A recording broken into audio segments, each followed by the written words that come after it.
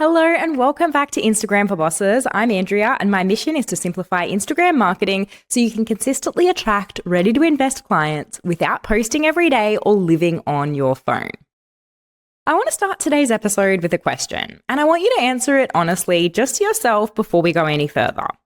When you sit down to create content for Instagram, whose playbook are you following? Because for a lot of business owners, the honest answer is influencers. And that one thing, more than posting frequency, more than the algorithm, more than any content hack you've ever tried, is the real reason your Instagram isn't converting the way it should. Today, I'm going to give you a distinction that I think is going to completely change how you look at your own Instagram account. And once you see it, I promise you can't unsee it. So let's get into it. Here's the distinction, and I want you to really sit with this one. An influencer is the product. A business owner sells the product. I'm going to say that again. An influencer is the product. A business owner sells the product. When you look at an influencer, her personality, her lifestyle, her aesthetic, her opinions, those are literally what she is selling. Her content exists to grow an audience that brands will pay to access. Her metrics are things like followers, reach, impressions, and engagement, because those are the numbers that secure her income. The bigger the audience, the bigger the paycheck. A business owner, on the other hand, sells the product or the service or the transformation. Her content is not the destination. It's the pathway that moves her ideal client from discovering her to deciding to book with her. Her metrics should be profile visits, website clicks, DMs, and inquiries, because those are the numbers that pay her bills. And here's where most business owners go wrong. They're measuring Instagram success using influencer metrics and optimizing their content to chase those numbers, followers, likes, and views, because this is what they were taught to do. That is what every trending audio reel and viral content hack is designed to produce. But the thing is, you can have thousands of followers, a stunning feed, incredible engagement, and still have zero sales. And it happens more than you think. Not because the content is bad, but because it was built for likes, not conversions. So what does acting like an influencer actually look like on a business account? Let me make this really clear for you. I filmed a reel recently showing me making my caramel latte at home. Very aesthetic, very ASMR, very watchable. Now, an influencer would post that exact same reel, but they would post it with a lens of, come with me to make my morning coffee. Cozy vibes, great engagement, but zero business value. But I'm a marketer, not an influencer. So I turned that exact same moment into an analogy. Your Instagram strategy is like making the perfect cup of coffee. Suddenly, that piece of content isn't just entertaining, it's capturing the attention of my ideal client and giving her a clear, memorable takeaway that directly connects to what I do. Same content idea, completely different execution. Same 30 seconds of footage, but the difference is one question that I asked before I filmed a single frame. Is this for me or is this for my ideal client? That is the question. Write it on a sticky note, put it next to your phone, because every single piece of content you create should be able to answer it clearly and honestly. Now, I see the influencer trap show up in another way too. Business accounts that post beautifully about their service and then randomly drop a post about their kids or their weekend with no connection back to the business. And look, I'm a mum, I share personal moments. That content does have real strategic value, but there is always a bridge, a lesson, an insight, a takeaway that ties the personal moment back to the person I'm trying to serve. Without that bridge, personal content is just noise that fills a feed. But when you include it, it becomes one of the most powerful trust-building tools in your arsenal. Now, let's talk about the metrics side of this, because acting like an influencer isn't just about the content you create, it's about what you measure. I cringe every time I see a so-called Instagram expert posting a reel saying, this trending audio is about to go viral, use it to blow up your account. Because going viral means absolutely nothing to a service-based business owner if it's not moving her bottom line or attracting her ideal client. Now, I've seen accounts with stunning feeds, thousands of followers, and incredible engagement that are getting zero inquiries. And I've seen accounts with a few hundred highly targeted followers that are booked out months in advance. The difference is never the size of the audience, it's always the strategy behind the content.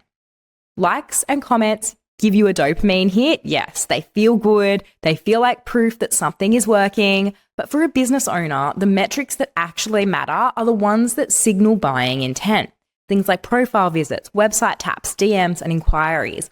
Those are your true scoreboard. Now, here's the nuance because I want to be fair here. I'm not against trends. They can be really fun and they can definitely help you reach new audiences. So they absolutely have a place in smart content strategy, but only when they're strategically aligned to your business goals and created with your ideal client in mind. Hopping on a trend purely for reach is influencer behavior. Using a trend as a vehicle to deliver real value to your ideal client is marketer behavior. Think of it like this. The trend is the wrapper, the strategy is what's inside. Your focus should be profitability over popularity. Now, I want to address something directly because I know some of you are sitting there thinking, Andrea, I follow business owners who look like influencers and their businesses seem to be thriving. Lots of followers, incredible engagement, clearly doing well.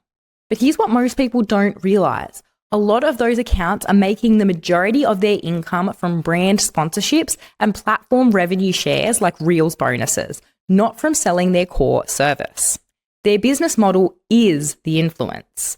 The influencer approach works for them because they literally are influencers. The fact that they also sell something doesn't change their primary revenue source. And the ones who are genuine service-based business owners with large engaged followings, if you actually dissect their content and their messaging closely, you'll find that they are indeed operating like marketers underneath the lifestyle aesthetic. The personal content is there, the behind the scenes is there, but there is always a clear ideal client, a defined message, and a content strategy that moves people toward a decision.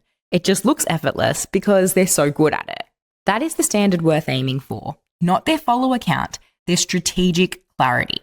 So let me make this practical because a diagnosis without a direction isn't going to be very helpful for you. The shift from influencer mode to marketer mode starts with one question, and it's the same question I gave you earlier. Before you create any piece of content, ask yourself, is this for me or is this for my ideal client?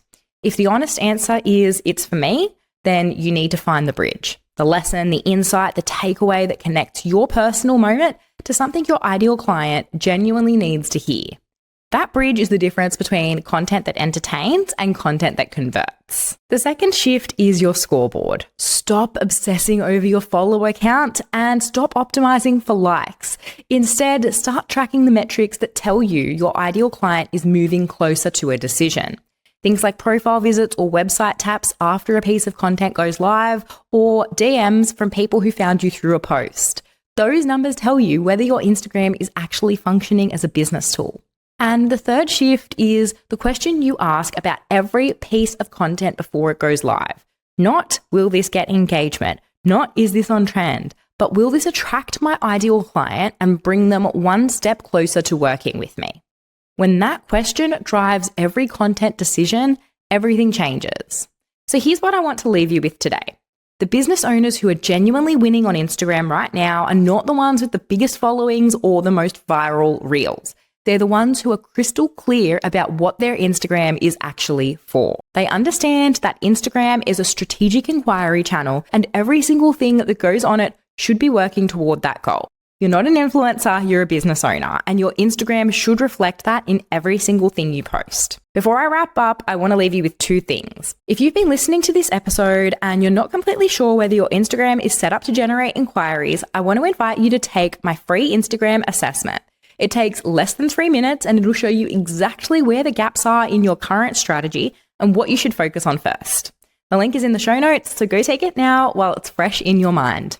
And if you're ready to stop figuring this out alone and you want a strategic partner who can take Instagram completely off your plate and turn it into a consistent inquiry channel for your business, I'd love to have a conversation with you.